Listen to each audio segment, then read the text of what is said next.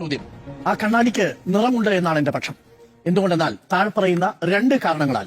ഒന്ന്, ഇത് പ്രതിപക്ഷത്തിന്റെ ഇതുവരെയുള്ള ചില സാമ്പത്തിക വിമർശനങ്ങളെ തുറന്നു കാണിക്കുന്ന ഒന്നുകൂടിയാണ് ധവളപത്രം എന്നതാണ് എന്റെ ടേക്ക്. ഒന്ന്. രണ്ടാമത്തത്, ഈ വി ഡി സതീശൻ സർക്കാരിന്റെ രാഷ്ട്രീയ സാമ്പത്തിക നയം പ്രതിഫലിക്കുന്ന ഒരു ധവളപത്രമാണ് എന്നതാണ് രണ്ടാമത്തത്. മൂന്നാമത്തത്, ഇതിൽ അർത്ഥസത്യങ്ങളുണ്ട്, അതിശയോക്തി കലർന്ന ചില മറച്ചുപിടിക്കലുകളുമുണ്ട് എന്നുള്ളതാണ് മൂന്നാമത്തെ ടേക്ക്. അതിൽ ആദ്യത്തതിലേക്ക് വരാം. എന്തായിരുന്നു ഇതുവരെ പ്രതിപക്ഷം പറഞ്ഞുകൊണ്ടിരുന്നത്? പ്രതിപക്ഷം ഈ തെരഞ്ഞെടുപ്പിലുടനീളം പറഞ്ഞുകൊണ്ടിരുന്ന പ്രധാനപ്പെട്ട ആർഗ്യുമെന്റുകളിൽ ഒന്ന്, ഈ സംസ്ഥാന സർക്കാർ കടക്കണിയിലാക്കിയിരിക്കുന്നു കേരളത്തെ എന്നാണ്. എന്നിട്ട് അവിടെ പറഞ്ഞ് നിർത്തുകയല്ല ചെയ്തത്. ബി.ജെ.പിയുടെ സംസ്ഥാന അധ്യക്ഷനും പ്രതിപക്ഷ നേതാവും ഒരേ സ്വരത്തിൽ പറഞ്ഞത് കേരളം 6 ലക്ഷം കോടി രൂപയുടെ കടക്കണിയിൽ വീണിരിക്കുന്നു എന്നാണ്. പലതവണ ധനമന്ത്രി കെ എൻ ബാലഗോപാൽ പറഞ്ഞു. ബജറ്റ് അവതരിപ്പിക്കുമ്പോഴും അതിനു മുമ്പും നമ്മൾ ആ ഒരു ഭീഷണിയിലല്ല. നമുക്ക് 4.78 ലക്ഷം അല്ലെങ്കിൽ 4.8 ലക്ഷത്തിന്റെ മാത്രമേ ഉള്ളൂ. റിവൈസ്ഡ് എസ്റ്റിമേറ്റിൽ പോലും 4.9 ലക്ഷം കോടി മാത്രമേ ഉള്ളൂ. 5 ലക്ഷം കോടി പോലും നമ്മുടെ കടക്കണിയിലേക്ക് നമ്മൾ എത്തിയിട്ടില്ല. അതുകൊണ്ട് 6 ലക്ഷം കോടി എന്നങ്ങ് പ്രചരിപ്പിക്കരുത്. പക്ഷെ കേട്ടില്ല. തെരഞ്ഞെടുപ്പിലുടനീളം 6 ലക്ഷം കോടിയുടെ കടക്കണിയിലാണ് കേരളം എന്ന് പ്രചരിപ്പിച്ചു. ഇന്ന് വി ഡി സതീശൻ സർക്കാരിന്റെ ധവളപത്രത്തിൽ തന്നെ 5.07 ലക്ഷം കോടി എന്ന് പറഞ്ഞു. അത് റിവൈസ് എസ്റ്റിമേറ്റിലേക്ക് നമ്മൾ കണക്കാക്കിയാൽ 4.9 ലക്ഷം കോടിയാണെന്ന് കാണാം. ഇവിടെ പൊളിഞ്ഞു വീണത് വി ഡി സതീശനും പ്രതിപക്ഷവും അന്ന് സംസ്ഥാന സർക്കാരിന്റെ സാമ്പത്തികാവസ്ഥയെ പരിഹസിച്ചുകൊണ്ട് നടത്തിയ വസ്തുതാവിരുദ്ധമായ വിമർശനമാണ്. നമ്പർ 1. തീർന്നില്ല. ശമ്പളവും പെൻഷനും കൊടുക്കാൻ മാത്രം 1.25 ലക്ഷം കോടി രൂപയുടെ കുടിശ്ശികയുണ്ട് എന്നാണ് പറഞ്ഞത്.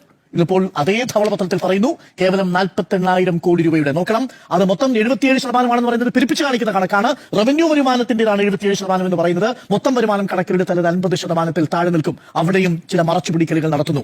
അപ്പോ 1.25 ലക്ഷം കോടി രൂപയുടെ കുടിശ്ശികയുണ്ട്, പെൻഷനും ഈ പറയുന്ന ശമ്പളവും കൊടുത്ത് കുടിശ്ശികയും കൊടുത്തു തീർക്കാൻ എന്ന് പറഞ്ഞതിലും ആ രീതിയിൽ ഒരു വലിയ രീതിയിലുള്ള വസ്തുതാവിരുദ്ധമായ കാര്യമുണ്ട്. മൂന്നാമത്തെ പ്രധാനപ്പെട്ട കാര്യം, പൂച്ച പെറ്റിക്കിടക്കുന്ന ഖജനാവ് എന്നുള്ളതായിരുന്നു ആർഗ്യുമെന്റ്. അതേ ആ സമയത്ത് തന്നെ കെ എൻ ബാലഗോപാൽ പറഞ്ഞു, ഈ സാമ്പത്തിക വർഷം അവസാനിക്കുമ്പോൾ 5263 കോടി രൂപയുടെ നീക്കിയിരിപ്പുണ്ട്. ഇന്ന് റിപ്പോർട്ടർ TV നേരത്തെ പ്രസിദ്ധീകരിച്ച റൈറ്റ് ടു ഇൻഫർമേഷൻ വഴി കിട്ടിയ വിവരത്തിലും ഇതേ കണക്കാണ് പറഞ്ഞിരുന്നത്. പൂച്ച പെറ്റുകിടന്നതല്ല. ഓർമ്മിക്കൂ, ഉമ്മൻചാണ്ടി സർക്കാർ അധികാരം ഒഴിയുമ്പോൾ 1643 കോടി രൂപയായിരുന്നു അന്ന് ബഡ്ജറ്റിൽ ബാക്കിയുണ്ടായിരുന്നത്. പക്ഷേ ആ മാസത്തെ ശമ്പളവും ബാക്കിയുള്ളതെല്ലാം കൊടുത്തു കഴിഞ്ഞപ്പോൾ ബാക്കി അവശേഷിച്ചിരിക്കുന്നത് -173 ആയിരുന്നു എന്നുള്ളതാണ് കണക്ക്. ഇപ്പോൾ 5263 കോടി രൂപ ശമ്പളം കൊടുക്കുന്നതിന് മുമ്പ് ഏപ്രിൽ മാസത്തിലുണ്ടായിരുന്നു. മെയ് മാസത്തിൽ ശമ്പളവും കൊടുത്തു കഴിഞ്ഞതിന് ശേഷം മെയ് മാസം 16-ാം തീയതി ആകുമ്പോഴേക്കും അത് 2211 കോടി രൂപയാണ് എന്നുള്ളതാണ്. അപ്പോൾ പൂച്ചപെറ്റി കിടക്കുന്ന ഖജനാവ് എന്നുള്ള വാദം അത് തെറ്റാണെന്ന് തെളിയുന്നു. 1.25 ലക്ഷം കോടി രൂപയുടെ കുടിശ്ശിക പെൻഷന്റെയും ശമ്പളത്തിന്റെയും DA കുടിശ്ശികയുടെയും ഭാഗമായിട്ടുണ്ടാകാനുണ്ട് എന്ന് പറഞ്ഞത് നേരെ പകുതി മാത്രമേ ഉള്ളൂ എന്ന് തെളിയുന്നു.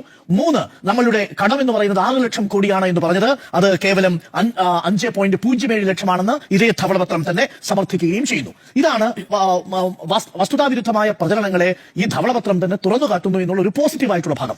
രണ്ടാമത്തത്, ഇതിനെ അർത്ഥസത്യങ്ങളും അതിശയോക്തി കലർന്ന മറച്ചുപിടിക്കലുകളുമുണ്ട് ഇതിൽ എന്നുള്ളതാണ്. ഇതിൽ എവിടെയാണ് മറച്ചു പിടിച്ചിരിക്കുന്നത്? വളരെ കൗശലം പ്രയോഗിച്ചിട്ടുണ്ട് ഇതിനകത്ത്. എന്താണെന്ന് വെച്ച് കഴിഞ്ഞാൽ, നേരത്തെ മാധു പറഞ്ഞതുപോലെ ഒരു കടഭീതിയിലാണ് നമ്മുടെ സംസ്ഥാനം എന്ന് തോന്നുന്ന പ്രതീതി ജനിപ്പിക്കുന്നുണ്ട്. എനിക്കൊരു ന്യായമായ സംശയമുണ്ട്. ഉമ്മൻചാണ്ടി സർക്കാർ അധികാരത്തിൽ നിന്ന് ഒഴിയുമ്പോൾ എത്രയായിരുന്നു നമ്മുടെ കടം? ആ കടത്തിന്റെ കണക്ക് കൂടി പറഞ്ഞാലേ ഇത് മനസ്സിലാവും. ഉമ്മൻചാണ്ടി സർക്കാർ അധികാരത്തിലേക്ക് വരുമ്പോ, അതായത് 2011 78,673 കോടി രൂപയായിരുന്നു കടം. 78,673 കോടി രൂപ. ഉമ്മൻചാണ്ടി സർക്കാർ അധികാരം ഒഴിയുമ്പോൾ 78,000 കോടി എത്രയായിട്ട് മാറി? 1,57,000 ആയിട്ട് മാറി. 1,57,000 കോടി രൂപയായിട്ട് മാറി. എത്ര ശതമാനത്തിന്റെ? ഏകദേശം ഇരട്ടിയായിട്ട് മാറുന്നു എന്നതാണ്. അതാണ് പറയുന്നത്. ഏകദേശം ഇരട്ടിയായിട്ട് മാറുന്നു. ആ ഏകദേശം ഇരട്ടിയായിട്ട് മാറുന്നതിൽ എന്തെങ്കിലും കുഴപ്പമുണ്ടോ? കുഴപ്പമില്ല എന്നാണ് ഞാൻ പറയുക. കാരണം എന്താ? കടം എന്ന് പറയുന്നത് ഈ ധൂർത്തടിക്കാനുള്ള കടമല്ല. അത് ജനങ്ങളുടെ സാമൂഹ്യക്ഷേമ പ്രവർത്തനങ്ങൾക്കും വികസന പ്രവർത്തനങ്ങൾക്കും ക്യാപിറ്റൽ എക്സ്പെൻഡിച്ചറിനും ഒക്കെ ഉപയോഗിക്കുന്ന പണമാണ്.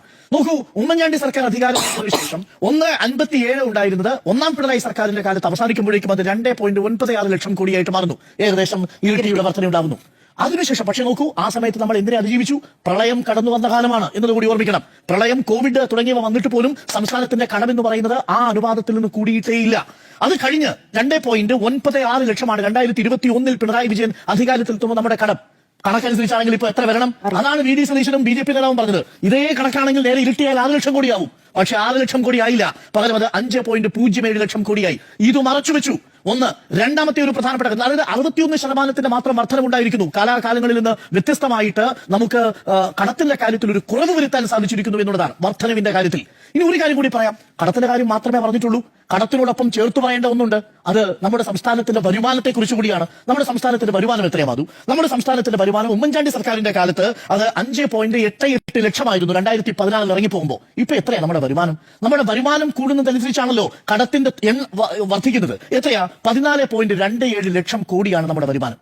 ഉമ്മൻചാണ്ടി സർക്കാരിന്റെ കാലത്ത് 1.5 ലക്ഷം കടമുണ്ടായിരുന്നപ്പോ അന്ന് 5.88 ലക്ഷമായിരുന്നത് ഇപ്പോൾ വരുമാനം കൂടുന്നു. എത്ര കൂടി? 14.27 ലക്ഷം കോടിയാവുന്നു. സ്വാഭാവികമായും അതനുസരിച്ചാണ് കടത്തിന്റെയും കണക്ക് വരുന്നത്. ഇതിവിടെ കൊണ്ട് തീർന്നില്ല. തെറ്റിദ്ധരിപ്പിക്കുകയാണ് ഈ കടഭീതി. ഞാൻ അതിന് കാരണം പറയാം. നമ്മുടെ രാജ്യത്തിന്റെ കടം എത്രയാണെന്ന് പ്രിയപ്പെട്ട പ്രേക്ഷകർക്ക് അറിയാമോ? ഏറ്റവും ഒടുവിലുള്ള കണക്ക് പ്രകാരം 185.9 ലക്ഷം കോടിയാണ് ഈ രാജ്യത്തിന്റെ കടം. 185.9 ലക്ഷം കോടി. നമ്മുടെ സംസ്ഥാനത്തിന്റെ കടം എത്ര? 5 ലക്ഷം കോടി രൂപയാണ്. 185 ലക്ഷം കോടി രൂപ. നോക്കൂ, അത് GSDP-യുടെ എത്ര ശതമാനമാണെന്ന് അറിയാമോ? GSDP-യുടെ 56.2%. GSDP-യുടെ 56.2%. ദേശീയ കണക്കാണ്. രാജ്യത്തിന്റെ GSDP-യും രാജ്യത്തിന്റെ കടവും തമ്മിലുള്ള അനുപാതമാണ് 56.2. 185 ലക്ഷം കോടി രൂപ. ചെറിയ കണക്കാണോ? നമ്മുടെ എത്രയാ ഇപ്പൊ കണക്ക് പ്രകാരം പറയുന്നത്? 33.22%. പ്രിയ പ്രേക്ഷകരെ, കേരളത്തിലെ ഏറ്റവും ഉയർന്ന GST റേഷ്യോ ആയിരുന്നു ഇത്. 2001-ലും 2002-ലും നമ്മുടെ GSDP റേഷ്യോ എത്രയായിരുന്നു? ഡെപ്റ്റ് GSDP റേഷ്യോ എന്ന് പറയുന്നത് 2002-2003 AK ആന്റണി സർക്കാരിന്റെ കാലത്ത് 39.5%. അത് കഴിഞ്ഞാൽ അന്ന് കോവിഡില്ല കേട്ടോ, അന്ന് ഈ പറയുന്ന വലിയ പ്രളയമില്ല. 2003-2024 വരുമ്പോ 40.5%. അത് കഴിഞ്ഞാൽ വരുന്നത് 39.6%. അത് കഴിഞ്ഞാൽ ഇപ്പൊ വരുന്നത് എത്രയാ? 33.2%.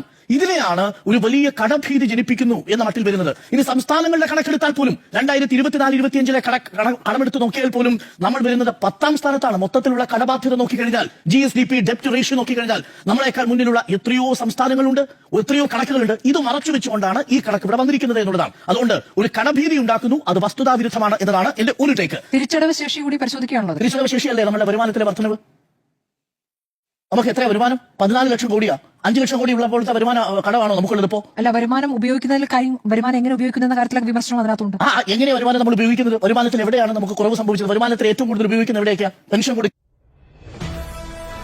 അത് കൊടുക്കണം, പക്ഷെ വികസന പദ്ധതികളിലേക്ക് കൊടുക്കാനുള്ള രൂപത്തിൽ ഉണ്ടാകുന്നില്ല വരുമാനം. അതാണ് രണ്ടാമത്തത്. അത് ഞാൻ പറയാം. ഈ 1.3% മാത്രമാണ് ക്യാപിറ്റൽ എക്സ്പെൻഡിച്ചർ എന്ന് പറയുന്നു. ആ ക്യാപിറ്റൽ എക്സ്പെൻഡിച്ചർ കിഫ്ബിയുടെ വിഹിതം ഉണ്ടോ? എന്താ കിഫ്ബിയുടെ വിഹിതം അതിൽ വരാഞ്ഞത്? നമ്മുടെ സംസ്ഥാനത്ത് കഴിഞ്ഞ 5 വർഷം ഏറ്റവും കൂടുതൽ അടിസ്ഥാന സൗകര്യ വികസനം നടന്നിരിക്കുന്നത് കിഫ്ബി ഫണ്ട് ഉപയോഗിച്ചല്ലേ? ആ കിഫ്ബി ഫണ്ട് മാറ്റിവെച്ചാൽ ഈ റവന്യൂ ക്യാപിറ്റൽ എക്സ്പെൻഡിച്ചറിന്റെ കണക്ക് കുറയില്ലേ? കിഫ്ബിയുടെ ബാധ്യത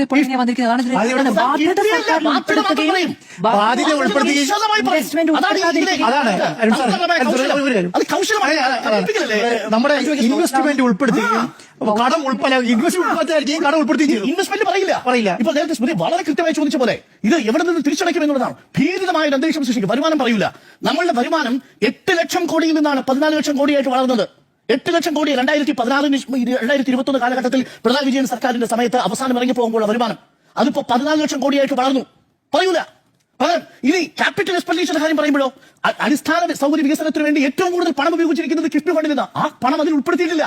എന്നിട്ട് പറയാണ് രാജ്യത്തെ ഏറ്റവും കുറഞ്ഞ ക്യാപിറ്റൽ എക്സ്പെൻഡിച്ചർ നിരക്ക് കേരളത്തിലാണ് എന്ന് പറഞ്ഞാൽ അത് വസ്തുതാപരമാണ്. 21,000 കോടി തിരിച്ചടവ് ബാധ്യതയുണ്ട്. ഇത് സംസ്ഥാന സർക്കാരിന്റെ ചുമലിലാണെന്ന് പറയുമ്പോൾ അത് വിശദീകരിക്കണ്ടേ? 35,000 കോടി രൂപ ചെലവ് വരുന്ന ഫണ്ട് കണ്ടെത്തേണ്ടതുണ്ട്. അങ്ങ് പറഞ്ഞ 35,000 കോടി രൂപയുടെ ചെലവ്, 35,000 കോടി രൂപയുടെ ചെലവാണല്ലോ നേരത്തെ കഴിഞ്ഞ സർക്കാർ പറഞ്ഞിരുന്നത്. അതിലേക്ക് ഇനിയും പദ്ധതികൾക്ക് ഇനിയും ഫണ്ട് കണ്ടെത്തേണ്ടതുണ്ട്. കേൾക്കൂ, ഈ ക്യാപിറ്റൽ എക്സ്പെൻഡിച്ചറിന്റെ കാര്യത്തിൽ അതാ പറഞ്ഞ മൂലധന ചെലവിന്റെ കാര്യത്തിൽ കിഫ്ബിയുടെ പണം ഉൾപ്പെടുത്തിയിട്ടുണ്ടോ? അത് ഉൾപ്പെടുത്താതെ നിങ്ങൾ ഇങ്ങനെ ഇത് വിശദീകരിക്കുക. അത് ഉൾപ്പെടുത്തിയിട്ടില്ല. ഏകദേശം 1.25 ലക്ഷം കോടി രൂപയുടെ വികസന പദ്ധതികൾ കഴിഞ്ഞ 5 വർഷം കൊണ്ട് പല തലങ്ങളിൽ കിടക്കുക. പൂർണ്ണമായിട്ട് കൊടുത്തിട്ടുണ്ട്. ഇപ്പോഴും പ്രോഗ്രസ് ചെയ്യുന്ന പല പദ്ധതികളുണ്ട്. എല്ലാ വികസന കിഫ്ബി വഴിയാണെന്നല്ലേ പറഞ്ഞുകൊണ്ടിരുന്നത്. അതെ, അത് ഉൾപ്പെടുത്തിയിട്ടില്ലെന്നായി പറയുന്നത്. അതല്ലേ തെറ്റിദ്ധരിപ്പിക്കുന്ന കണക്ക്. ക്യാപിറ്റൽ എക്സ്പെൻഡിച്ചർ 21,000 കോടി അത് തിരിച്ചടവാണ്. ആ തിരിച്ചടവ് എങ്ങനെയാ വന്നത്? ആ തിരിച്ചടവ് ഏതിന്റെ കൂടെ കൂട്ടി? ആ തിരിച്ചടവ് സംസ്ഥാനത്തിന്റെ മൊത്തം കടത്തിന്റെ ഭാഗമായി കൂട്ടി. അങ്ങനെ കൂട്ടാൻ പറ്റുമോ? അതാണ് സ്മൃതിയുടെ എന്റെ നിലപാട്. നമ്മുടെ രണ്ടുപേരുടെ നിലപാടല്ല. കാര്യം ദേശീയ തലത്തിൽ NHAക്ക് അങ്ങനെ കൂട്ടാൻ പറ്റൂല. കാര്യം ഓഫ് ബഡ്ജറ്റ് ബോറോയിങ്. പക്ഷേ കേന്ദ്ര സർക്കാർ 4 വർഷം കഴിഞ്ഞപ്പോൾ ഒരു നിയമം കൊണ്ടുവന്നു. അതിൽ FRBM ആക്ടിന്റെ പരിധിയിൽ നമ്മുടെ കിഫ്ബിയെയും പെൻഷൻ ഫണ്ടിനെയും ഉൾപ്പെടുത്തി. ആ ഉൾപ്പെടുത്തിയതോടുകൂടി എന്ത് സംഭവിച്ചു? കിഫ്ബി സംസ്ഥാന സർക്കാരിന്റെ കടമായിട്ട് മാറി. ശരി, അപ്പൊ അത് സംഭവിച്ചു കഴിഞ്ഞ സ്ഥിതിക്ക് നമുക്ക് അതിൽ നിന്ന് പുറത്തേക്ക് പോകാൻ പറ്റില്ലല്ലോ. പോകാൻ പറ്റുള്ളൂ. അവിടെയാണ് നമ്മുടെ വിമർശനം. 21,000 കോടി കടമുള്ള സമയത്ത് 41,000 കോടിയുടെ പദ്ധതി പൂർത്തീകരിച്ചു കഴിഞ്ഞു. പദ്ധതി പൂർത്തീകരിച്ചത് കാണിക്കലില്ല. 41,000 കോടി പദ്ധതി പൂർത്തീകരിച്ചു പറയാതെ 21,000 കോടി കടമുള്ള കാര്യം മാത്രം പറയും. അതെങ്ങനെ പദ്ധതി ചെലവ് നാമമാത്രമായി സ്തംഭിച്ചു നിൽക്കുകയാണ് എന്നാണ് അങ്ങനെയല്ല. ഇതിൽ പറയുന്നതാണ് ഞാൻ വായിച്ചത്. കിഫ്ബി 1,00,000 കോടിയുടെ പദ്ധതികൾ അംഗീകാരം നൽകിയിട്ടുണ്ട്. ഇതിൽ 41,650 കോടി രൂപയുടെ പ്രവർത്തനം പൂർത്തീകരിച്ചിട്ടുണ്ട്. പ്രവർത്തനങ്ങൾക്കായി നൽകിയിരിക്കുന്നത് 40,000 കോടി നൽകി.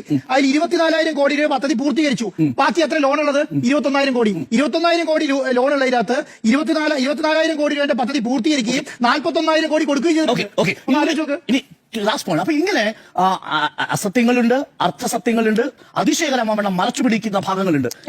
ഒറ്റ കാര്യം അങ്ങേക്ക് മനസ്സിലായിട്ടുണ്ടോ എനിക്കറിയില്ല. ഈ SC/ST വിഭാഗത്തിന്റെ അവരുടെ ഗ്രാന്റ് അടക്കം വെട്ടിക്കുറച്ചെന്നുള്ള സംഭവങ്ങളുണ്ടല്ലോ. അപ്പോൾ ന്യൂനപക്ഷ വിഭാഗങ്ങളുടെ, അതായത് പട്ടികജാതി, പട്ടികവർഗ, OBC ന്യൂനപക്ഷ വിഭാഗങ്ങളുടെ ക്ഷേമത്തിനുള്ള പദ്ധതി ചെലവ് വീതം 2017-18 അത് 9.24% നിന്നും 2025-26 ആകുമ്പോഴേക്കും അത് 3.85% ഇടിയുകയാണ്. ആസാദ് സ്കോളർഷിപ്പ്, മൗലാന ആസാദ് സ്കോളർഷിപ്പ് അത് മാത്രമല്ല അന്നേ കാലത്ത് കേന്ദ്ര സർക്കാരിന്റെ പദ്ധതികൾ മാത്രമല്ല സ്കീമുകൾ പൂർണ്ണമായി സംസ്ഥാന സർക്കാരിന്റെ കീഴിൽ പ്രവർത്തിക്കുന്ന സ്കീമുകളാണോ? അത് സംസ്ഥാന സർക്കാരിന്റെ കീഴിൽ പ്രവർത്തിക്കുന്നവയുണ്ട്, കേന്ദ്ര സർക്കാരിന്റെ സ്കീമിൽ പ്രവർത്തിക്കുന്നവയുണ്ട്. അവിടെയാണ് നമ്മൾ മനസ്സിലാക്കേണ്ടത്. എല്ലാം കേന്ദ്രത്തിന്റെ മേൽ നോക്കൂ, നമ്മൾ കേന്ദ്ര സർക്കാരും സംസ്ഥാന സർക്കാരും തമ്മിൽ കേന്ദ്ര പദ്ധതികളുടെ വിഹിതത്തിൽ ഒരു 31% കുറവുണ്ടായിട്ടുണ്ട്. 2011 2021 വരെ നോക്കുമ്പോൾ അത്രയും വലിയ ഇടിവാണ്. അതേസമയം നമ്മുടെ കയ്യിൽ നിന്ന് പോകുന്ന വരുമാനത്തിന്റെ കാര്യത്തിലോ കേന്ദ്ര സർക്കാരിന് കിട്ടുന്ന വരുമാനത്തിന്റെ കാര്യത്തിൽ ഉയർച്ചയും ഉണ്ടാകുന്നു.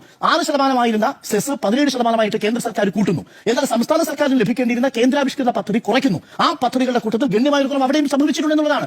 ഇത് നോക്കൂ, ഇതാണ് ഇതിന് വസ്തുതാപരമായ കാര്യം നമ്മൾ പറയേണ്ടത്. ധവളപത്രം പറയുമ്പോൾ ഇനി ഒരു പോയിന്റ് കൂടി പറയാം.